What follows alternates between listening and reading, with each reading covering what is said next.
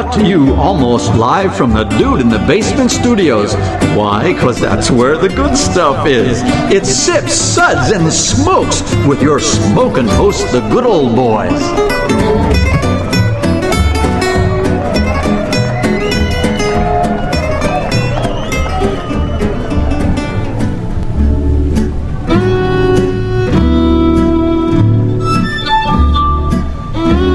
Suds, suds, suds. It's time for more suds.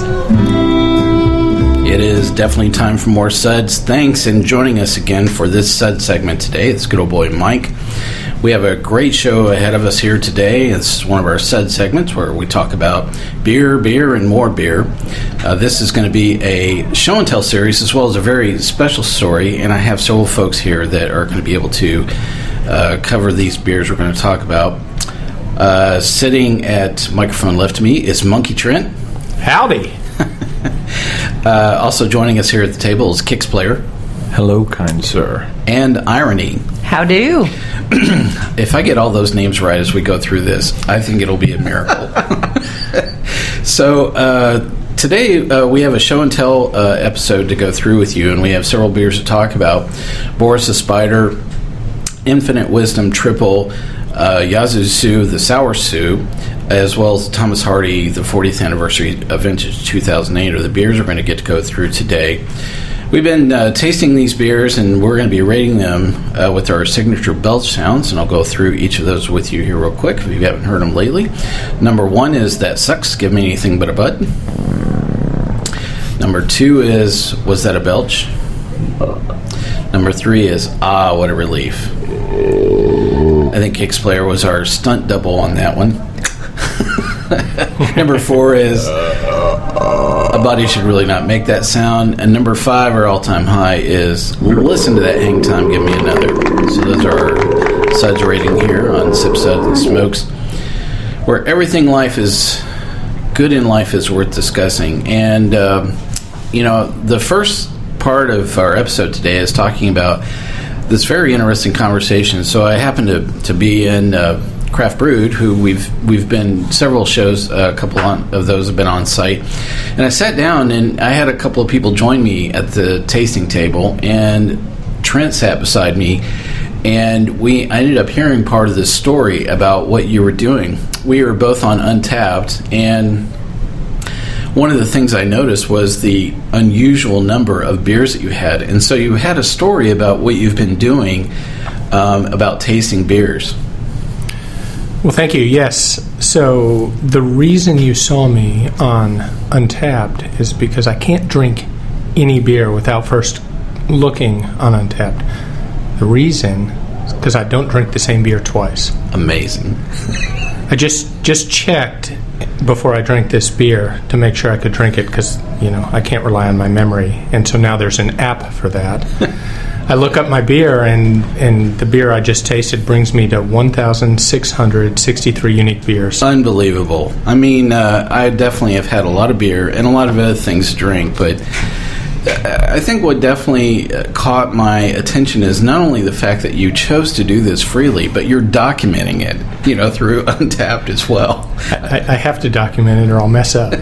So you're using very much Untappd as a beer diary, but it's helping you kind of keep this streak alive as well.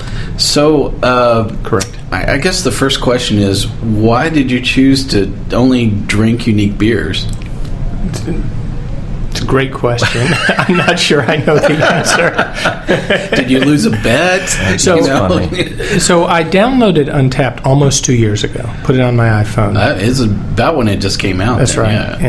And I was checking into my beers and noticed in late December 2 years ago that I hadn't had the same beer twice. I'm now about 25 beers in at the time. I thought, hey, this sounds like fun. Let's do this. And so here we are 2 years later, and Trent, I haven't repeated did you call a friend right about that time and go, hey, I'm thinking about doing this? Didn't somebody pull you away from the idea of going, I don't think so. Someone might should have smacked me, that's for sure. So the decision was made about 25 beers in. When did you find that it was becoming difficult to do? So it's interesting. Most of the time, it's not difficult to do. And the reason it's not difficult to do is because I've got a lot of people around me who really seem to enjoy watching me do this. And so they share beers with me, or they give me beers, or they send me beers. These folks are some of those good people. I have folks around the country who I trade with. They send me beers they know I haven't had before, and they always check my list first. And so the times it's difficult are just when I'm out to eat and pull up the beer menu at the restaurant, and they've got a couple craft beers and a couple less than craft beers, and I've had them all. I know. So I'll have some water. Thank you. I'll have some water. So eating out is no longer enjoyable for you, is what you're saying. It's more challenging. It's more challenging. So did you get into this in terms of time or the number of beers, and all of a sudden it no longer was fun and it became a labor of love? Or when was that magical moment? All those things at once. So there are times when it's truly an effort, a challenge, a labor of love, as you say. There are other times when it's simply a whole lot of fun, trying new things that I wouldn't have tried otherwise. Receiving gifts really from bad people. Mexican beers. That's what I'm thinking right now. They have their place. It was not a really bad Mexican beer. It was even worse. I enjoyed a Natty Light for number 1500. That's bad. And it was a tall boy can. That was an amazing stunt he pulled, by the way. Because if you look at the amazingness of a lot of what he drinks, to be able to top that with such a absolutely go ahead and leave the shitty beer, it was beautiful to watch online as it unfolded. It's very common for people using Untappd when they hit some big milestone beer, 500, 1,000, 1,500, to drink a really special beer. And so that's what I did. Wow. Celebrated 1,500 with a Natty Light. Wow. Yeah. So I've got to ask. What's been your favorite beer that you've had? Out of this streak so far. I get that question a lot, and it's not a question I can answer. Oh, wow. There's lots of great beers. There's lots of great beers that I would really enjoy drinking again. There's a lot of average beers that I'd enjoy drinking again. They'd just be a nice session beer. What really makes it easy, I see you asking, well, name a beer. And there's lots of them, and it's hard to do. But what makes it easy is that some really good beers, they now vintage. So the 2012 is different from the 2013. That makes it a little easier to come back to that beer. Well, you hear that, Schlafly? Yes, yes, Schlafly. Yes. Pumpkin was not 2012. Well, and I actually, I remember the beer that we had when we met. We had one of the Stone Enjoy By series, right. When you and I sat down and met, and I thought, seasonals have got to be your saving grace going through this. To even begin to try and embrace, right. doing something like this, that seasonals are the only thing. You probably sit out in a restaurant at Applebee's going, oh, thank God, the fall beer is on. Wait. Who's eating at Applebee's? Hey, they've got an inexpensive menu. Well, there's that. I figure it blends with the Natty Light. Yeah. So, I think Applebee's is more classy. Well, they do make the margarita-flavored beers by Bud now. Right. So the problem with seasonal beers is I'm now 2 years in. I've hit all the seasons. So when Yazoo popped out their seasons in other countries, when they popped out their Rye Saison, which is a great beer that I really enjoy, I've had it. So I moved on. Wow. I don't know. You make it sound like the beer is dead to you now. The beer is dead to me. The beer is dead. I've moved on. All right. So we've established at least the conversation about what may have been things that you like, but there's got to be some things, other style of beers or countries or something that you just loathe the thought of having one more of those or another style of that beer. I know what that is for me. So I'm a very open, optimistic, happy kind of a guy, and I'll drink it, whatever you put in my glass, just as long as I haven't had it before. Wow. There you go. Now, not all of them do I enjoy, but I'll get through it. Well, I was just in Washington, D.C. a week and a half ago, and I had some Russian beers at a Russian restaurant alongside the vodkas. And those were all beers I hadn't had. It was nice. In Mother Russia, the beer drinks you. Yes, right. Well, so how long is the streak going to go on, you think, right now? I have no plan. I have a lot of beer.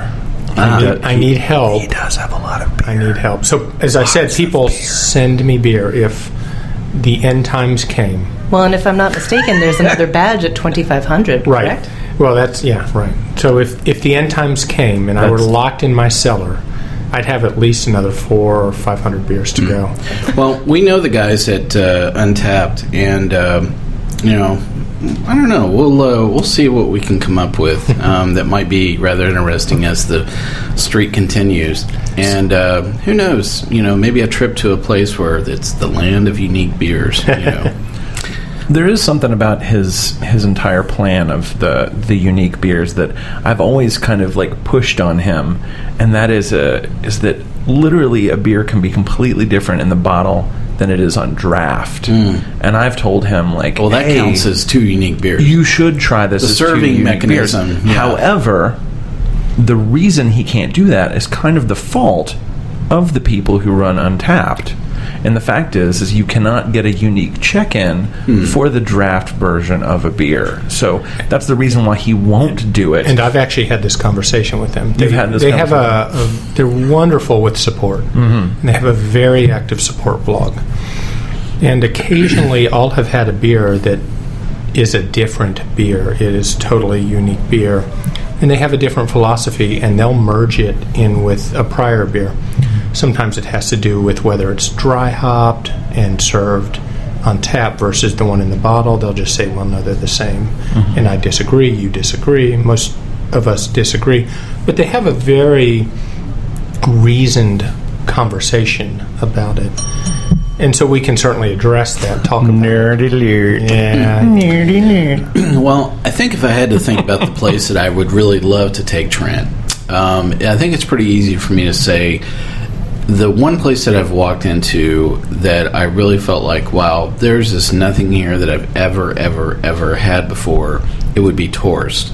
The Danish bar in northern Brooklyn. Yes. I have to say, every time I've been in there, it's like, wow. Why is there no bell when you mentioned that? Because you need to ding yourself. Torst needs its own sound. Yes, it does. Torst is this amazing place. Look, it needs a rounding applause. Yes. I've enjoyed going to Torst this year. You'll hear a lot of conversations about Torst in general because I've definitely enjoyed a lot of really great stuff there, and you'll get to hear more about that. There's a place in Washington, D.C. that's a pizza restaurant. Has a 20-page beer menu that's always changing. Pizzeria Paradiso. Oh, yes, that's right. I've been there, yeah. So I went there twice last week and had 5 or 6 different beers that were things I hadn't even heard of. It was awesome. Yeah, I have been in there. It's been a long time. But that's a good place for the streak. I don't know that I would consider it a great place for beer, but if we're talking about someplace closer to home that's also a pizza place that serves great beer, the crazy thing is that in Bowling Green, Kentucky, oh man, yes, the Mellow Mushroom in Bowling Green, Kentucky. The guy who picks the beer for that, his name's Matt, and it's crazy. I mean, there's some great beer places in Kentucky. His list is crazy for Bowling Green, Kentucky. Who would have thought? Well, actually, a great place to get pizza and beer in town. DeSono. Oh, of course. yeah. You bring your own beer. You can bring your own beer at that point. Yes. Yeah, I have aged Natty Light on my mind for Bowling Green, but vintage 1992. Well, that brings around for our discussion of the beers we have for today in our show and tell discussion. And so each of us has brought a beer. And Trent, I'm going to let you go first tell us a little bit about the beer you brought and tell us a little bit about what you like it and rate it for us. Sure. So I brought a beer from Upland. Upland is in Bloomington, Indiana. They also have a tasting room in Indianapolis. They have a tremendous sour beer program that is becoming increasingly popular, and it's becoming very difficult to get their sour beers. This beer is their Tripel It's called Infinite Wisdom, and I've been sitting on it for about a year and a half, I believe. And I brought it so that we could enjoy it. It's a nice beer for a chilly day like today. And a unique beer for you. And it's a unique beer for me. It's one less beer I'm sitting on in my cellar, which is a good thing. So, any of the tasting characteristics, and how would you rate it? Yeah, so I thought this beer was solidly between a 3 and a 4. We served it a little under room temperature.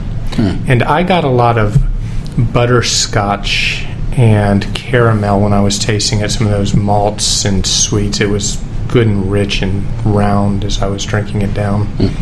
So we're going to give that our suds rating of 3. What a relief. And ask more about the butterscotch adventure here with Kix Player. What do you think of the Infinite Wisdom Tripel?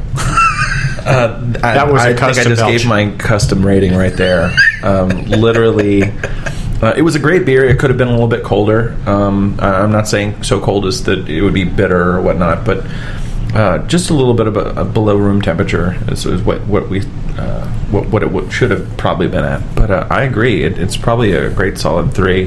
What a relief.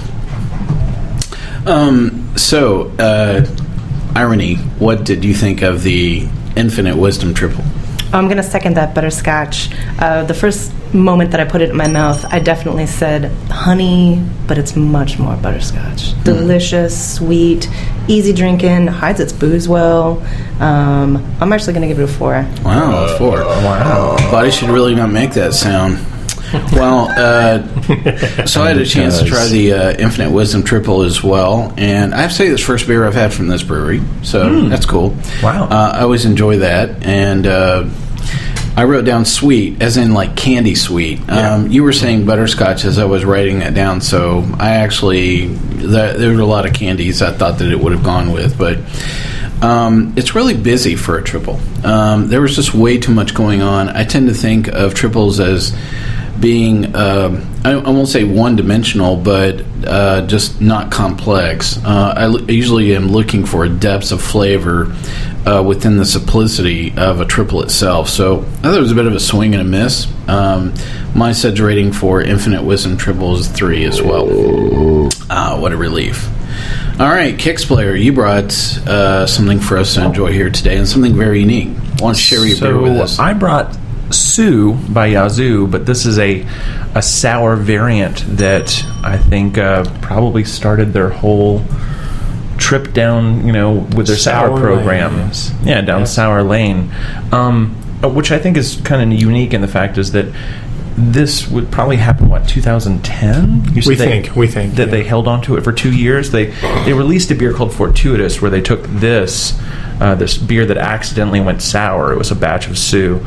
And they blended it with cocoa nib Sue and bourbon barrel Sue. I believe, yes. I think was Fortuitous.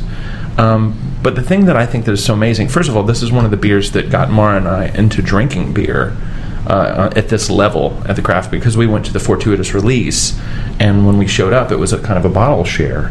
And the first thing that it was an incredible bottle share. Oh, it was amazing. Community-wide. Let me explain how amazing this was. So, first thing we show up, we drank a little bit of sour Sue. This stuff I thought it was amazing at the time, and I still really like it. But the first thing that somebody put in my mouth after I drank this was Russian River's Supplication. Oh my goodness! So those two things in the same sitting. Imagine this. Imagine not knowing anything about craft sour beer as far as sour beer and the depth of where craft beer can go. Wow. And they just put that in your mouth immediately, flat out, right out the gate.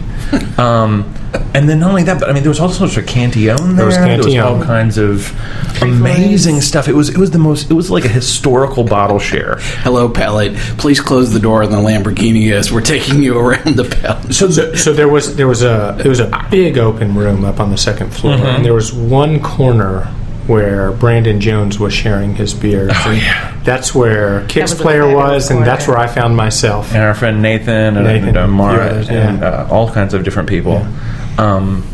But that being said, I wanted to give props to Yazoo for being, especially Linus, for being so forward-thinking. Because when this happened, the Sue that they held on to make something, what was huge in craft beer at the time? it was hops. It was like the hop war. Everybody was trying to like out hop one another, and like all the bros were at like the beer bars going, "Oh, I gotta have my IPA," blah blah blah blah blah, and nobody knew anything about sour beer except for a few ring the bell nerds that were out there. And by the way, I know that I can get nerdy about beer, but we prefer to call ourselves geeks because we bite the heads off chickens. Yes, right. Because we bite the heads off. No, because we still drink regular beer just like everybody else, and we don't like Natty Light. Yeah, like Natty Light. Right. However, we're so excited about what beer can be and where it's gone and where it's about to go. But once again, big props to Linus and also to Brandon Jones, who Linus brought on for Embrace the Funk. I really love the fact that Nashville has somebody right up there with Corey King at Perennial, or was it Chad Jacobson over at Crooked Stave? Somebody who can hold it down for Tennessee as far as great sour beer. So and they're getting better. So better. Every release just gets sickeningly, amazingly better. So what's your suds rating, Kix player, for sour soup? On the sour soup, so I have a nostalgia rating on this, which was like a high 4.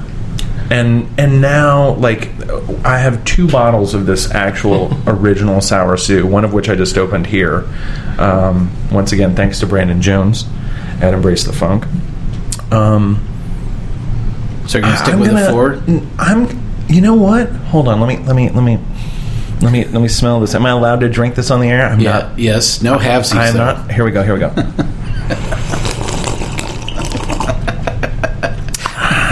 It's like the newest sound effect. So like literally, I get that chocolate. I get the like. If you know Sue is like a campfire in your mouth. This brings that smoke all the way down to let some of that chocolate come through, but yet it's got this sweetness and a sourness to it that makes it kind of like a tart berry. It's almost like it's like a sweeter, smokier version of the brewery's Tart of Darkness. So I'm going to stick with the 4. I'm definitely going to stick with the 4. It's a good comparison. Somebody should really not make that sound. All right. Arnie, what do you think of sour soup? Well, bottle conditioning does a lot, and I think that, the smoke has fallen off quite a bit, and the sour is not as sour as I remember it, so I'm going to go with a 3. A 3. What a relief. I had a chance to try sour soup here for the first time, and I definitely know an awful lot about both Yazoo as well as Brandon's beer before Yazoo, and now even as he is definitely working on many other sour beers there with Yazoo as well. I think the one thing I found myself in looking at this beer was thinking about the before and the after, and knowing what Sue tasted like as it was released, and then thinking about as some of the souring agent here has been applied. And I actually don't know if it's lacto or bread that caught up with this somehow, some way. It tastes like lacto. Yeah, it was a wild fermentation. Would have been my guess. It would have been lacto because it didn't taste like bread. So, but I think one of the things I found is that it muted everything. It's like somebody turned the volume down on all the flavor characteristics of Sue, and not only that, but I didn't think that the souring agent was really adding to the beer overall. So, did I think it was an interesting mistake or experiment? Yes, but do I look at it and say, well, do I think that would be a beer that I would love for them to recreate? I don't know. That'd be pretty hard for me to say yes to that. And I think part of it is because I know Brandon's making so many other great beers there that I am looking forward to doing. So my suds rating for sour Sue is going to be 3. What a relief. Trent, what do you think of sour Sue? Well, so I didn't get to drink sour Sue because I drank sour Sue 19 months ago. That's right. So when it originally came out. If I were to dig way back into my recesses, colored with nostalgia, and I wonder what the statute of limitations are rating beers are here on Sip Suds and Smokes. Embellished with my love of Yazoo and Brandon and Linus, who do great things for the community and really for the statewide beer community. I really enjoyed Sour Sue when I had it back at that beer share on February 18th, 2012. And I, at the time, would have given it a solid 4. I thought the sour and the smoke and the roast were really nicely integrated. They filled your mouth. They gave a whole lot of flavor. I liked at the time the fact that the smoke had been somewhat muted, because up until that point, the smoke in Sue was really a little bit more excessive than it is now. It was intense. It's like Lefroy times 10. Like if like you know your driving a Scotch. pig through your mouth. Yeah. Sue now is generally more muted when it comes to the smoke, and it's much more of a balanced beer. At least when I had it, it was. Yeah. So I give it a solid 4, and that's based, as I said, on nostalgia and memory. Cool. Sounds great. Hey, listen, we're just going to take a quick breather here real quick, and we'll be right back. We got 2 more beers to chat about here in our show and tell series. We'll be right back.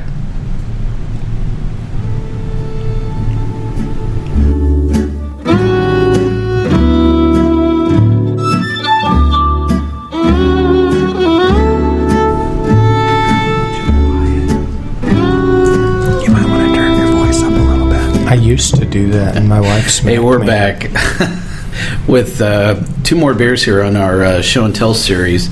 And next up is the beer that Irony brought, which is a really interesting English beer. So what'd you bring? I brought O'Hanlon's Thomas Hardy's Ale, which is kind of notorious in the beer community. This is vintage 2008, which is the 40th anniversary of the death of Thomas Hardy, notable English poet and novelist, which you may remember from Tess of the D'Urbervilles and Jude the Obscure with Loving or Terror. Did I mention she's studying to be a librarian? Really? Yes. I am. So ironic. A literary beer. very ironic. Yeah. In a Alanis Morissette kind of way. Hey now.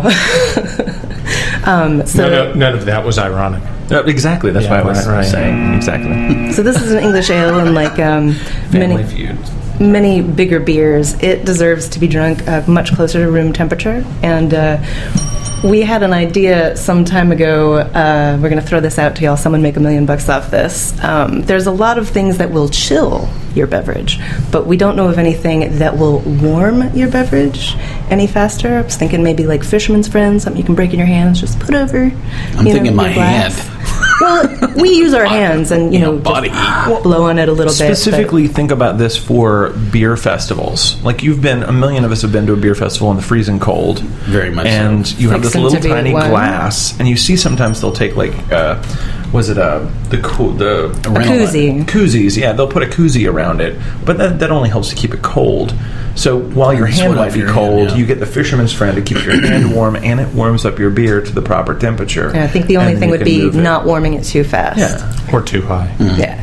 So it doesn't cook the beer. So what do you think of the taste of the Thomas Hardy you brought? I am loving this. I don't give out 5s very often, so I'm going to give this a very high and loving 4. Ooh. This is caramel and treacle, but without becoming syrupy. I want to get a kiddie pool and just roll around in it. Well, I think that was a great way of describing this beer, and thank you first off for bringing us a really great beer. I have had many different vintages of Thomas Hardy. I've not had this one. I think the last one that I had was a 2004. Was the last Thomas Hardy that I enjoyed, and I actually remember that experience. I thought it was really syrupy, and I was like, wow, there's something dead wrong with this beer. I've had some similar reaction to some other English ales, even Utopias. I had some of the same reaction, like, oh my god, this is pancake syrup, this is not it just really so when I heard you brought this, I thought, wow. Pancake syrup and vodka. Sorry, we didn't mean to take that over. Is my sound effects kit working? Let me see.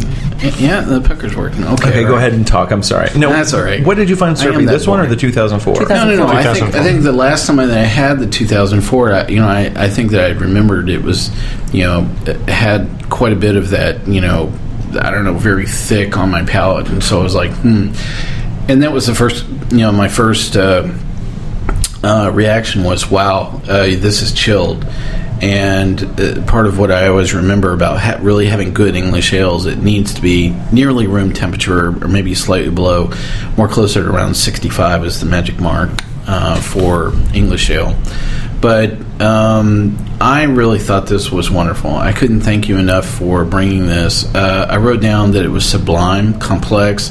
It was very alcohol forward, and it had a very gentle kind of caramel quality to it. And I think I'm not always a real fan of vintage beers in general, but I think of all the English vintage ales that I've had, this one I definitely like. I would come back to it again. My rating is a 4. Abadi should really not make that sound. Trent, were you able to drink this beer first? I was very much able to enjoy this beer. Yay! I am so glad that is the case. So I also give this one a solid 4. Wow. It had many layers, but really throughout was this caramel and praline and even a roasty, toasty brown sugar to it. I got the alcohol. I didn't think it was as forward as you had suggested, but it was there just enough to warm. Almost felt like a pralines and cream hot toddy or even a butter beer. Toffee. I like all toffee. those. Yeah. And even as I'm having it now, and it has warmed up to room temperature since I've had it, I'm going to still stick with my tasting notes, but I like the way you're just, I think you're capturing some very good tasting qualities as well. So a 4. All right. Kicks player, dare I ask what you thought of this? Once again, like toffee, and more toffee. Think like Heath Bar. Was there toffee in it? I definitely Did you get any toffee on that? It was only like a roasted toffee. There's something more earthy that's kind of wrapped around. Absolutely. It. Yeah. I think Irony hit it right on the head when she said treacle, as well as that toffee. And can I say toffee? Yes, you can say toffee. I give this once again a high 4. Wow. Very high 4. Well, I like your belches better than my sound effects, but I think the beer is even better. So, thank you, Arnie, very much for bringing that.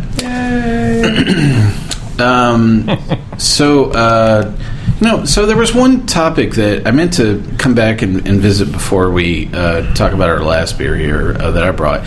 So, Kicks player, with your Yazoo Sue, if you had to pick out the perfect arcade game that goes with the sour Sue, I mean, what would it be? That's so hard. I know, yes. So one of the great things about living here is not only do we have Yazoo to make great beers like this, but we have one of the best arcades in the Southeast, a place called Game Galaxy in Antioch, Tennessee, and they've got 44 plus like classic pinball machines, an entire room of like upright arcade games, and I don't know. They even have a tapper.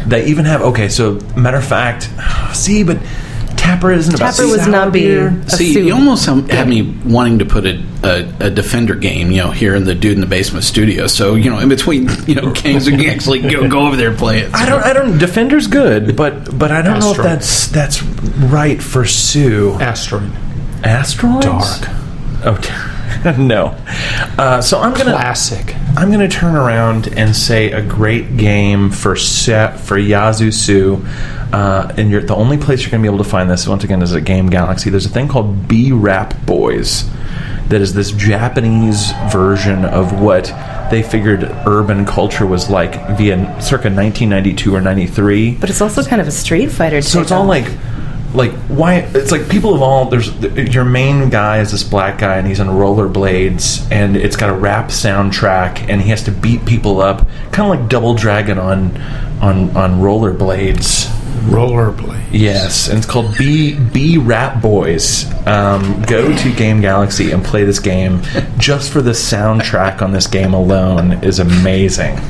You know, all I have to say is you've heard it first here on Sip, Suds, and Smokes. We've done cheese pairing, we've done wine pairing, we've done whiskey pairing, we've done every kind of beer pairing you can think of. This is the first of pairing beer with an arcade game. Yes, you can do that. I mean, if you're they need to get their beer license. I think beer and pinball is probably more my specialty. Oh yeah, but I love my arcade games as well. Well, I thought that was an important thing to definitely add to your tasting notes around Yazoo Sour Sue, is understand what was the perfect arcade game pairing. So I didn't want to skip over that. All right, so that swings us around to. I still like asteroids. Classic. But I don't think it would go with that beer. So, Asteroids and it's all about the pairing, man. No. It's B-Rat Boys or bust. Cadillacs and dinosaurs. Oh, that's a good one. I'm trying to think. Well, it swings us around to the beer that I brought for us to enjoy, which is Boris the Spider from Spider Bite Brewing is the brewery that makes this. They are out of Milford, New York.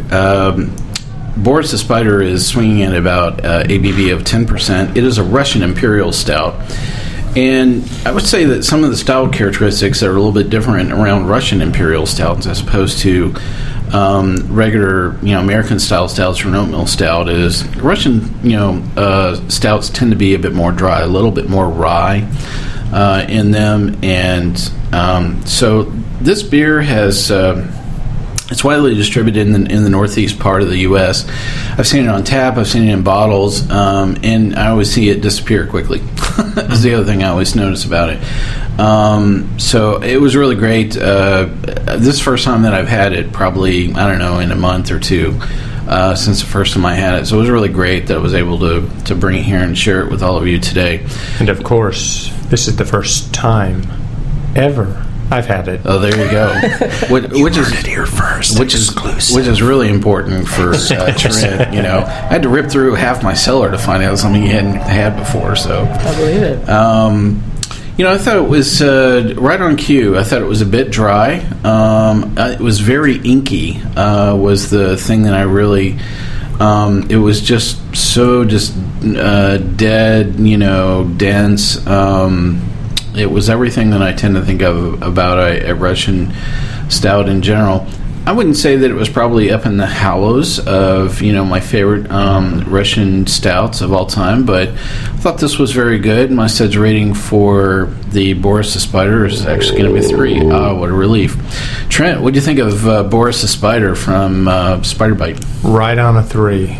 Wow, as well. It was black as the darkest night. Very inky, yeah. It gave some chocolates and some roast in the mouth, but I found it somewhat thin and even relatively light for a Russian. Yeah, I really thought I liked how you used that word thin. I think that was capturing some of the mouthfeel or just some of the general qualities around it. Yeah, I had just the other day a Pirate Bomb, which is out of Prairie, out of Oklahoma.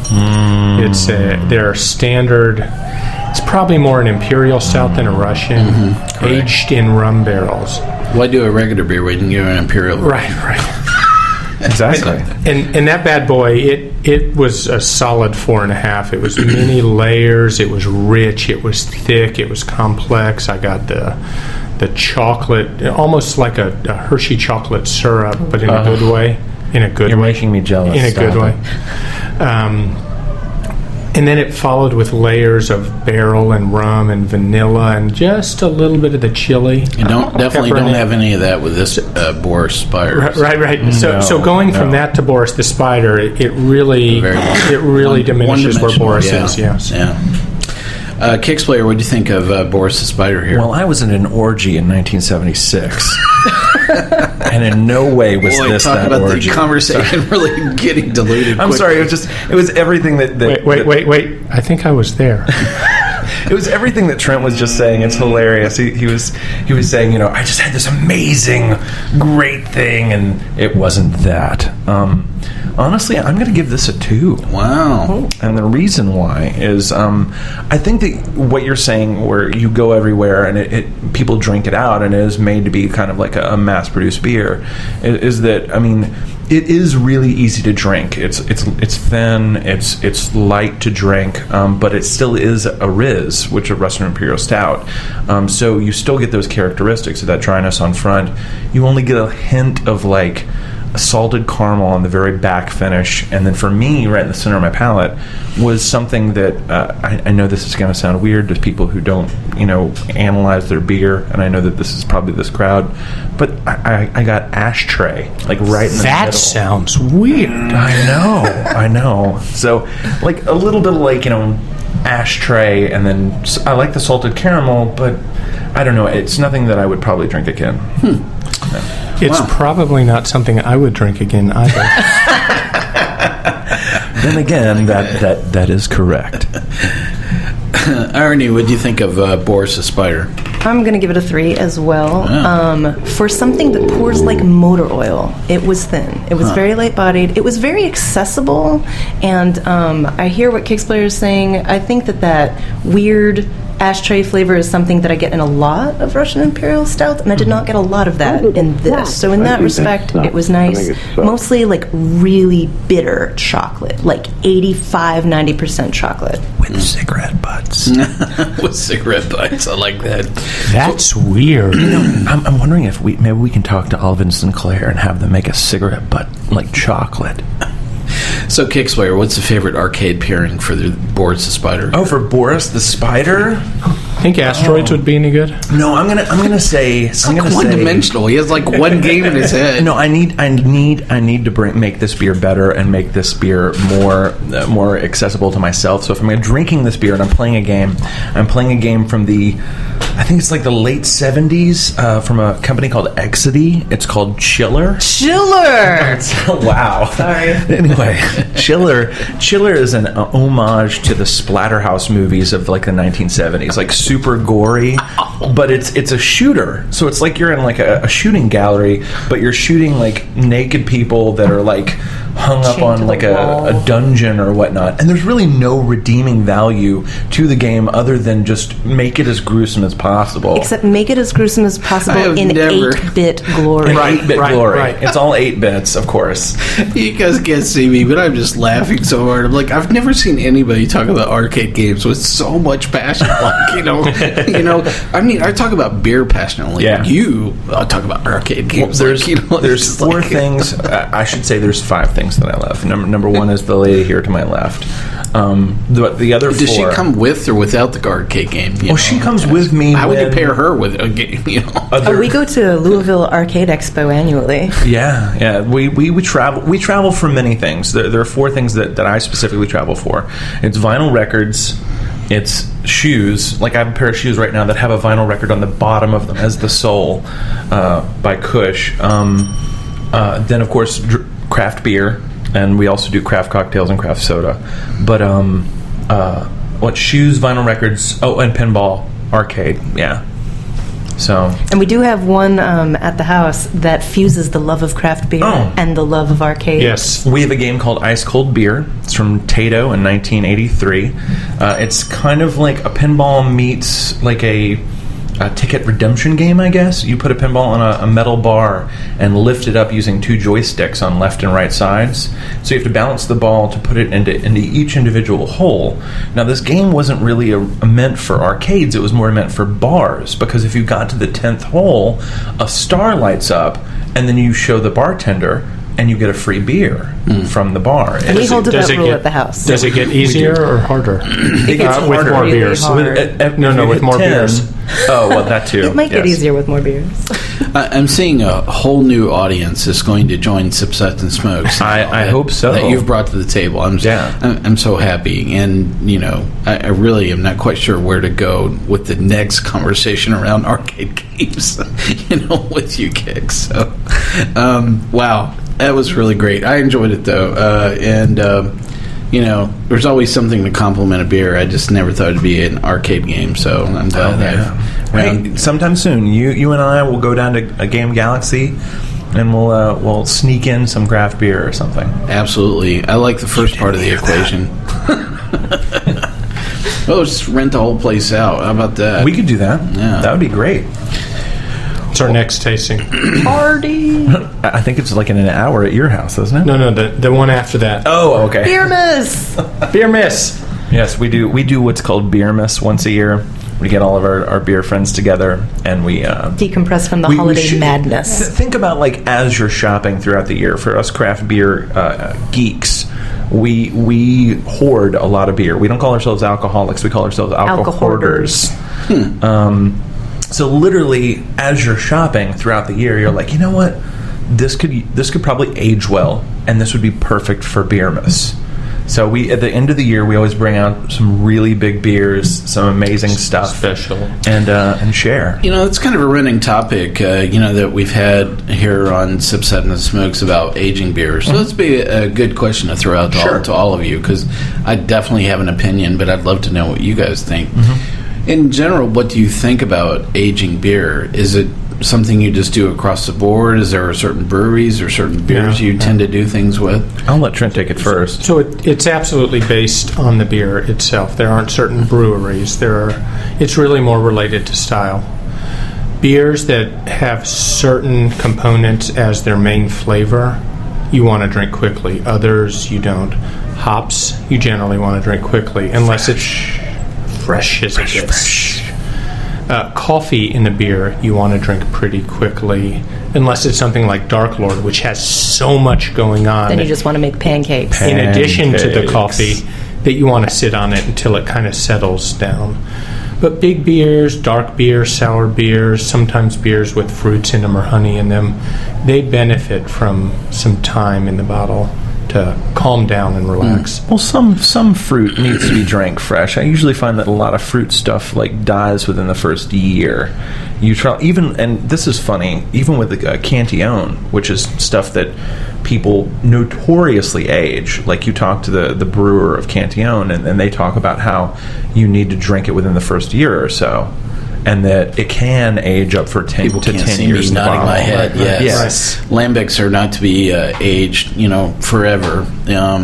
The aging characteristic they've done with the blends, you're basically going to blow the whole point of what they did through the blending cycle. Exactly. By keeping it around for another 2 or 3 years. So yeah. Right. So I believe aging is good, depending, like say you get a beer that's so big and so boozy that you're just like, oh, this is almost painful to drink. Like, the flavors are there, it's delicious, but it's so boozy and so rich. Like Thomas Hardy. Like Thomas Hardy, exactly. And you can put it off, and those characteristics will mellow over time by aging it. Now, the majority of our stuff, we don't age on purpose. We probably and we have... Well, I absolutely agree with this. I've got so many bottles, I just can't possibly drink them. When you're alcohol hoarders like us, everywhere you travel, you're always looking for something, A, that's not in your market, B, that might be limited release, and C, that just strikes your fancy, and then you're just like, oh my God, that looks great, or the label is great, let's try this. And so we bring it home. And unless we wanted to have a running blood alcohol level of 30.5, we couldn't continuously drink this stuff. So and we're not alcoholics. So I'm up to the challenge. Right. So what I do is I selectively age the stuff that I need, that I receive by trade, that needs to be consumed right away. I drink that right away. Right. By default, other things age. Hey, Trent, I have a 2008 Heady Topper I can trade you. Ooh, I'll bet that's I would say tasty. No. Shh, and I would say no. Somebody in the audience is going to take me up for this offer. I'm telling you, I as much Heady Topper as I've had, I would say no. Kix, I have a Heady Topper from early November. It's probably too old, isn't it? That is too old. Yeah. That one I'll take. Yeah, that's Pedo Bear. Irony, old. age or non-age? Well, I'll say I'm going to go with these gentlemen. It's definitely related to style, absolutely. There are some things that we do intentionally age, but we'll get one to drink fresh and one to put by.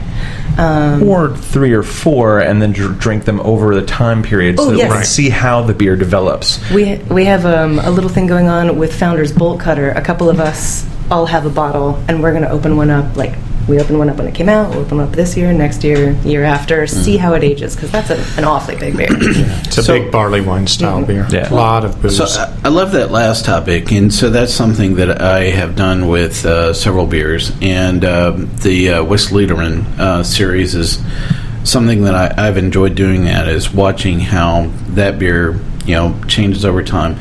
Bigfoot is the other beer that I enjoy. We have some Bigfoot put watching and seeing not only what vintage is, but how time impacts or either adds to or or makes that makes the flavor better. Today is Black Friday, the day that we're recording, and this is the day that Goose Island is releasing its Bourbon County Stout. That's right. Yeah. And Bourbon County it's a big barrel-aged stout that's a vintage. And so people very commonly are hoarding prior year's Bourbon County Stout and then compare it from year to year. So you'll have people this week drinking 2012, 2011, and then the 2013. Well, I think the Stone Vertical series was probably the one commercial release of a aged product, other than, and I'm gesturing here to the Thomas Hardy, sitting in front of us as well, that I think has really hit a very mass audience, and that concept of vintage and aging, beer itself. And I think a lot of people that sat down and actually tasted the entire vertical set of Stone. I went through I did a couple of those events as the last one came out. It was very interesting watching people react to that, and if there was anything, I was watching the air basically get sucked out of the balloon, and it just seemed like, I think that some people were looking at some of the comparisons that happened with wine or whiskey, and almost imprinting upon some of their expectations what would happen with beer. And not only were there several vintages through that process that were either influenced by cellaring characteristics or just basically the beer that year, the batch, did not age very well at all. It was just I really found people reacting to those vertical tastings to be quite interesting. It was one of those things where I thought the marketing hype exceeded the quality of the product very easily. We see this. Yes. We see this. We see this all the time. Dark Lord. Well, Dark Lord. Sorry. Well, the one event that I went to was actually a blind tasting of the Stone Vertical series. Was my favorite event, where you didn't even know what was in what glasses. They had intermixed, the vintage years, and you weren't tasting them in order or anything like that. And so people had no idea even what was in the glass. And they actually threw some other beers in there that weren't in the Vertical series. That was that orgy I was talking about earlier, wasn't it? No. Okay. But, I really found people reacting, especially in that blind taste testing, that all of a sudden the marketing hype of that event was completely removed. And so all of a sudden people were just looking at what was in the glass and really responding to that directly. And, I think that was the one thing that I really enjoyed. It really kind of brought home the topic, that kind of threw out here, which is to age or not to age. And I think at the bottom line, you're absolutely right. It is based on the underlying product that you're starting with, whether it lends itself well or not. And a lot of people use hard and fast rules that only high gravity or high alcohol beers will even sustain themselves, through an aging process at all. And I don't know that that's true. I've had some things that are actually nearly session, in terms of the ABV style, or swinging at 5%, that I've had, as much as a year or two later, that I actually thought they were much better, a couple of years later. And it might have been they were starting from the bottom of the floor and there was nowhere to go but up. You make me think of, I don't know if you watch The Walking Dead on AMC, but the internet is hilarious after some of their shows, because they'll find like a terrapin that you can find anywhere, or red hair, or Sweetwater, and they're drinking these like 3-year-old IPAs, and the whole internet's like, no, wow. Yeah, there's people on Twitter who are like freaking out of like talking about Walking Dead, like a 3-year-old IPA. You know? Wow. Right. Okay. Yeah. Because I mean, it's supposed to be 3 years from the start of the zombie apocalypse or whatnot, and they're so there's finding deadest beer. time. Oh, so there's Ever. there's a continuity problem in the beer that they have. Oh, no, No, it's there's not a no- continuity they're just- problem. They're old. Like in the show. Think about it being in a world where like food is scarce, period, like pre-prepared food, and so they come across this beer and they're like, "Hey, we have beer." They're really excited, and I don't blame them because beer is great.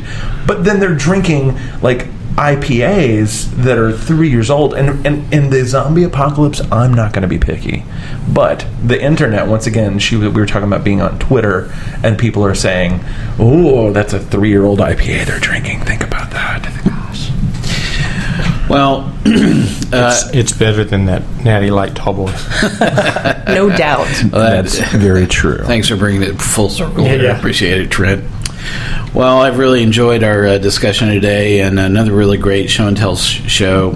Trent, I really loved the story today. It was really great. Thank you. Thank you so much for joining sure. us. We're going to check in with you periodically and see how your streak's going. Okay. Uh-oh. Sounds great. Or could you follow him on Twitter or Untappd? Oh, we've been on Untappd together. Trust me, I see every single beer that he enjoys each day. So, actually, some of the beers we chose today, actually, the ones he had this week influenced what we did not have today. So, All right. Yeah.